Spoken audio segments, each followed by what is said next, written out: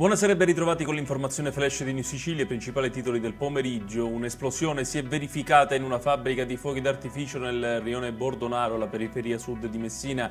3 persone sono rimaste gravemente ustionate, si tratta dei 2 proprietari della fabbrica e della madre. È stata sentita dalla procuratrice Claudia Caramanna Sabrina Fina, una delle persone accusate della strage familiare avvenuta ad Altavilla Milicia nel Palermitano. La donna ha negato qualsiasi coinvolgimento nell'omicidio della moglie e dei figli di Giovanni Barreca. Alcune decine di persone hanno assalito l'ospedale Garibaldi Centro di Catania dopo la morte di un 22enne ricoverato da una settimana nel reparto di rianimazione della struttura. Il gruppo avrebbe fatto irruzione nel reparto, causando danni e aggredendo una dottoressa in servizio.